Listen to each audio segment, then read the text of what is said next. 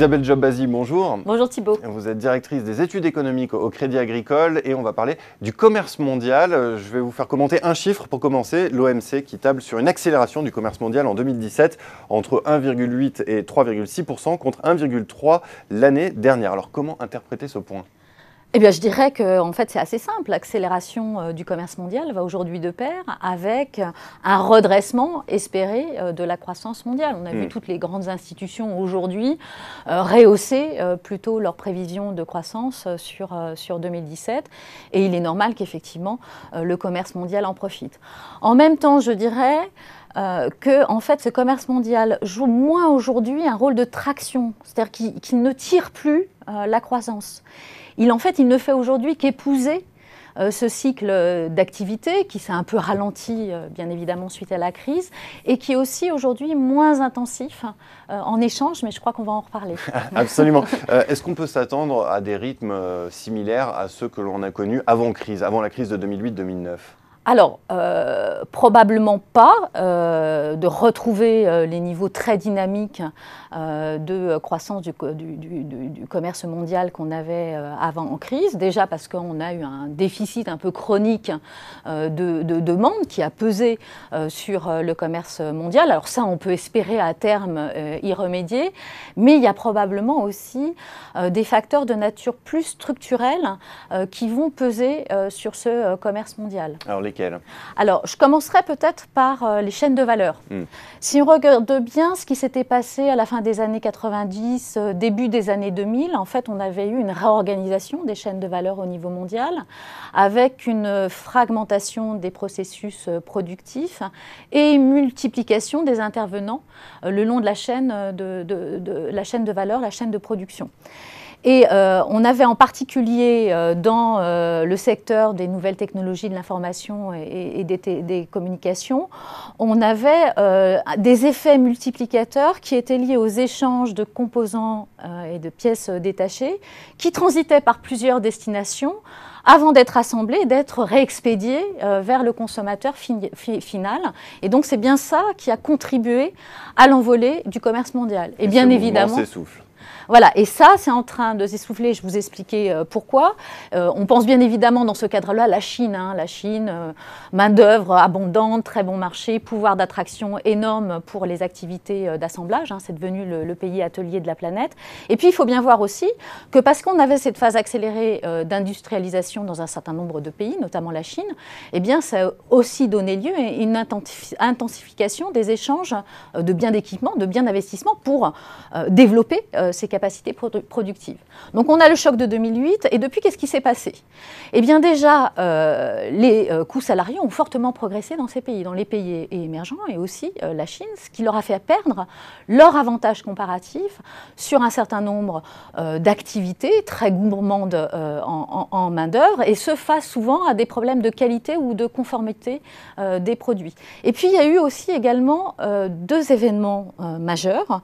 On a eu le tremblement de terre au Japon et on a eu aussi les inondations en Thaïlande en 2011 qui ont fait prendre conscience du risque de perturbation majeure qui pouvait se produire en cas de dysfonctionnement d'un maillon de la chaîne. Et donc la tendance actuelle est plutôt à une relocalisation des activités, peut-être plus sur une base régionale, voire domestique, et également de réduire le nombre d'intervenants le long de la chaîne de production. Donc on a un changement, voilà, un changement qui est en train de se dessiner d'optimisation et de réorganisation de ces chaînes de production sur une base plus locale, plus régionale, donc qui privilégie davantage la proximité. On a aussi ce changement de modèle de la Chine qui semble acté aujourd'hui. Alors oui, tout à fait. C'est aussi un autre élément qui va peser peut-être durablement sur le commerce mondial.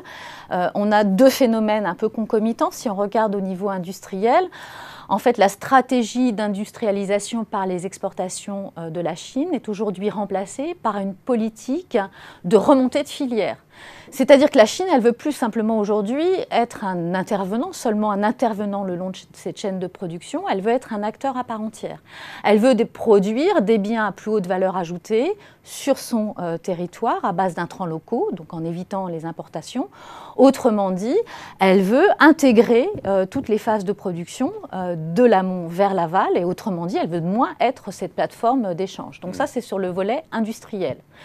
Et par ailleurs, on a bien aussi ce rééquilibrage du modèle de croissance chinois vers la consommation, et en particulier la consommation de services, qui est structurellement moins intensive en importation et en échange.